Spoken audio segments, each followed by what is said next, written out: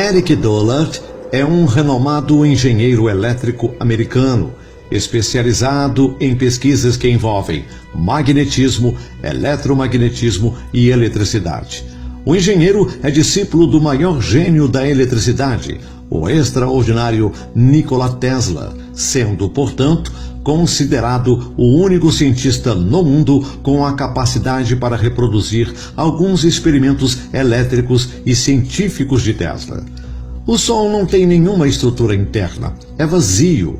O Sol é apenas uma superfície, não há nada dentro. O Sol não está queimando nada, não há nenhuma fusão.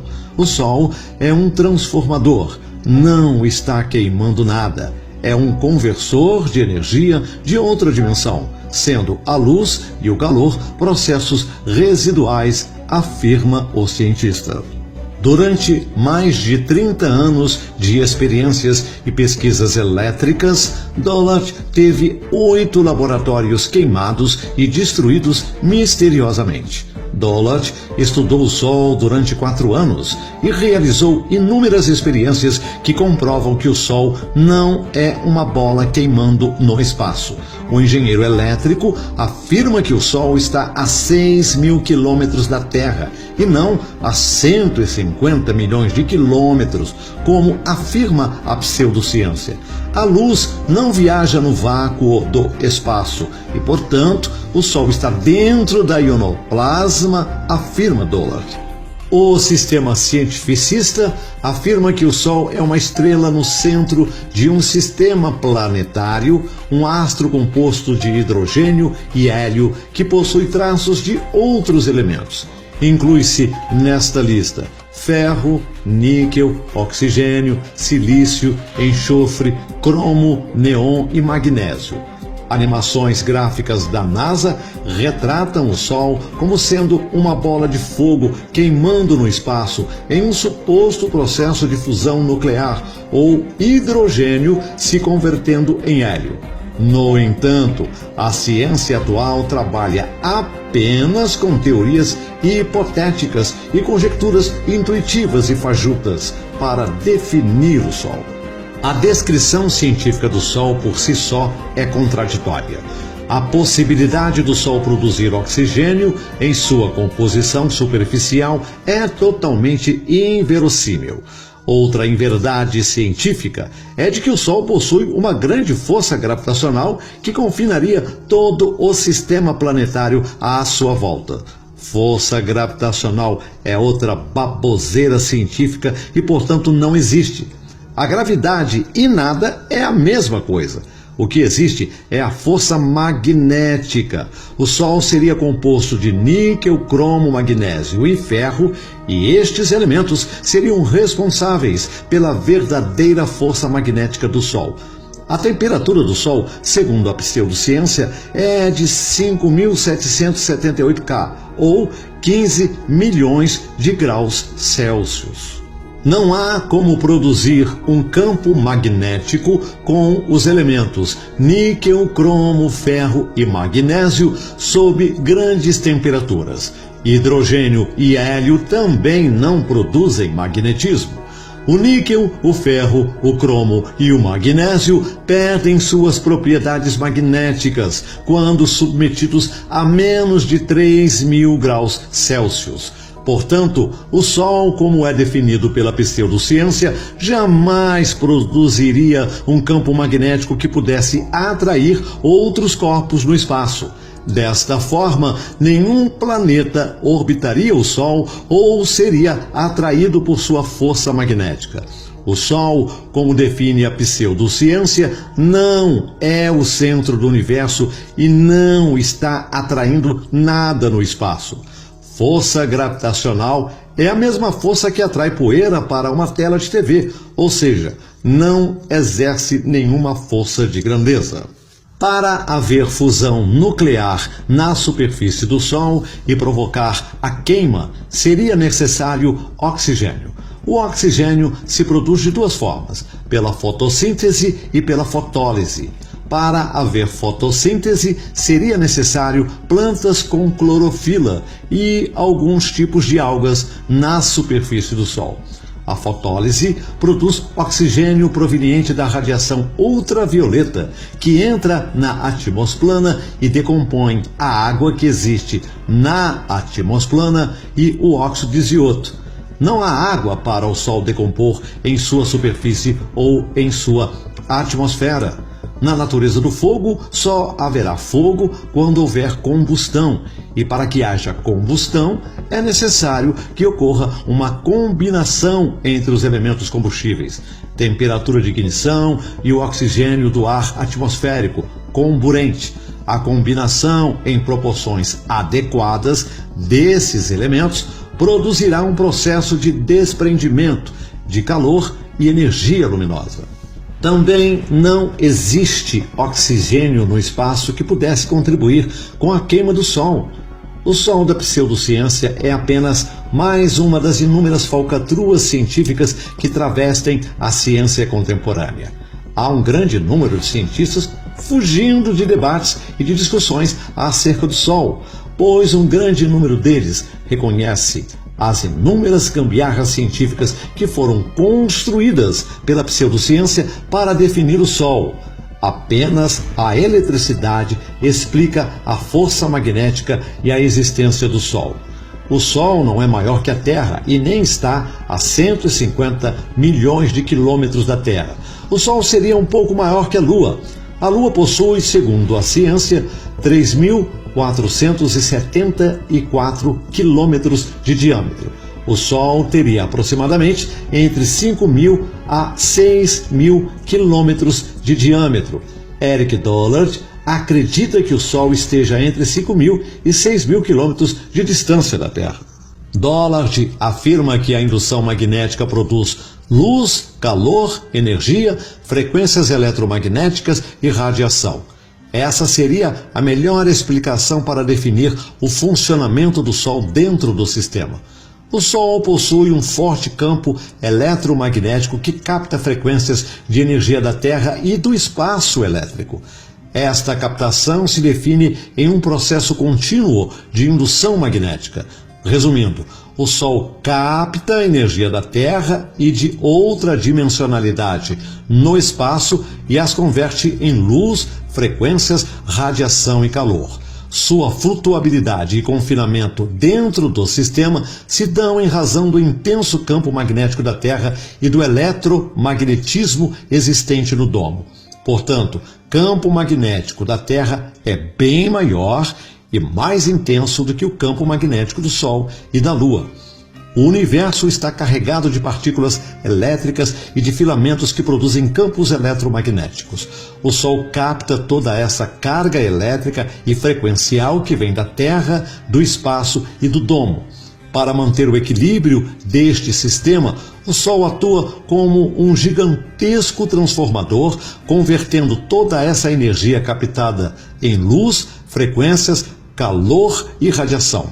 Portanto, o Sol e também a Lua proporcionam uma extraordinária harmonia que mantém todo o equilíbrio de nosso sistema. Sem o Sol e sem a Lua, não haveria vida na Terra. Ondas eletromagnéticas irradiam frequências mínimas e altas. O Sol seria resultado de uma frequência vibracional irradiada a partir da Terra. Nikola Tesla acreditava que havia uma frequência específica com a qual a Terra era golpeada como um martelo. Tesla acreditava que a superfície da Terra vibrava com a frequência da eletricidade que era gerada a partir de processos eletromagnéticos, sendo a Terra uma grande bobina de Tesla. Esta frequência é muito intensa na Antártica, onde fenômenos de sonoluminência ocorrem diariamente. A Antártica seria o polo negativo da bateria Terra, onde toda a energia extra é liberada. O Sol seria resultado desta energia oscilatória de frequências altíssimas. O fenômeno Ball Lightning foi reproduzido em laboratório por Nikola Tesla em 1902. Outros cientistas tentaram reproduzir este fenômeno elétrico sem sucesso. Este fenômeno elétrico é visto após grandes tempestades elétricas, onde muita energia é liberada no ar ou na atmosplana. Uma bola de raio flutua no espaço e some misteriosamente ao perder frequência. Este fenômeno pode estar ligado à existência de nosso Sol elétrico brilhando no espaço. Gases e energia elétrica constituem o plasma. A bola de Tesla usa o mesmo fundamento para funcionar e liberar raios de energia em seu interior. A combinação de gases e energia elétrica ou plasma é a mesma que explica a constituição do Sol elétrico. O Sol transforma a energia elétrica em ondas eletromagnéticas. As ondas eletromagnéticas produzem frequências, fazendo que moléculas, partículas e outras substâncias vibrem intensamente. Esta vibração produz calor. Partindo desta premissa, podemos dizer que o Sol possui uma superfície fria, pois o calor seria irradiado a partir das frequências eletromagnéticas. Ao gerar frequências altíssimas, o Sol faz com que as moléculas, partículas e outras substâncias existentes na atmosplana vibrem e, desta forma, o calor é irradiado para a Terra. É desta forma que um forno micro-ondas funciona. O PhD em Engenharia Elétrica Don Scott, juntamente com outro PhD em Física e Engenharia Elétrica Michael Clarett, dirigem o projeto Safira, que estuda o Sol elétrico. Ambos alegam que o Sol não é uma bola de hidrogênio em fusão no espaço e que o calor não é liberado pelo Sol, e sim gerados por meio das ondas eletromagnéticas que batem na mesosplana, estratosplana e finalmente na troposplana. O engenheiro e perito em telecomunicações de satélites José Alfonso Hernando Albedon também afirma que o Sol é frio e o calor é gerado pelas ondas eletromagnéticas que vibram na atmosplana. Uma prova de que o Sol é frio e não irradia calor é que quanto mais subimos na atmosplana e nos aproximamos do Sol, mais frio fica. Aviões a 6.000 pés registram temperaturas de menos de 5 graus abaixo de zero em seu exterior. Se o Sol fosse quente, a água não congelaria a 30 quilômetros de altura, mesmo estando próxima ao Sol. Experiências com balões meteorológicos comprovam que frascos com água levados ao espaço voltaram à Terra totalmente congelados. Acima de 6.000 pés, a temperatura cai drasticamente e, portanto, se o Sol irradiasse calor, torraríamos dentro dos aviões. O espaço é frio como o Sol. Um filminho da NASA rodou o mundo exibindo uma suposta nave espacial se abastecendo no Sol. Isto poderia ser perfeitamente possível, pois o Sol é uma grande fonte de energia e sua superfície não é quente como afirma a pseudociência. O calor do Sol é gerado a partir das frequências de ondas eletromagnéticas que são irradiadas para a atmosplana e, consequentemente, atingem a superfície da Terra. O Sol seria apenas uma fonte, assim como o magnetron é a fonte para que o aparelho de micro-ondas transforme energia em ondas eletromagnéticas. O raio gama é um tipo de radiação eletromagnética de alta frequência. Por causa das altas energias que possuem, os raios gama constituem um tipo de radiação ionizante. Além disso, os raios gama são capazes de penetrar na matéria mais profundamente que a radiação alfa ou beta. A radiação infravermelha é uma radiação não ionizante na porção invisível do espectro eletromagnético que está adjacente aos comprimentos de ondas longos ou o final vermelho do espectro da luz visível. A radiação ultravioleta é a radiação eletromagnética, ou os raios ultravioleta com um comprimento de onda menor que a da luz visível e maior que a dos raios X, de 380 nanômetros a 1 nanômetro. O nome significa mais alta que além do violeta, do latim ultra, pelo fato de que o violeta é a cor visível com um comprimento de onda mais curto e maior frequência. As ondas eletromagnéticas que produzem luz, calor e radiação são geradas a partir de uma fonte elétrica e de contínuos processos elétricos. A eletricidade é a única fonte que poderia definir toda a existência do Sol e do universo. A radiação eletromagnética é uma oscilação em fase dos campos elétricos e magnéticos que, autossustentando-se, encontram-se desacoplados das cargas elétricas que lhe deram origem. As oscilações dos campos magnéticos e elétricos são perpendiculares entre si e podem ser entendidas como a propagação de uma onda transversal, cujas oscilações são perpendiculares à direção do movimento da onda, como as ondas da superfície de uma lâmina de água, que pode se deslocar através do vácuo. Vista da mecânica quântica, podem ser entendidas ainda como o deslocamento de pequenas partículas, os fótons. O espectro visível ou simplesmente luz visível é apenas uma pequena parte de todo o espectro da radiação eletromagnética possível, que vai desde as ondas de rádio aos raios gama. A existência de ondas eletromagnéticas foi prevista por James Clerk Maxwell e confirmada experimentalmente por Henry Hertz.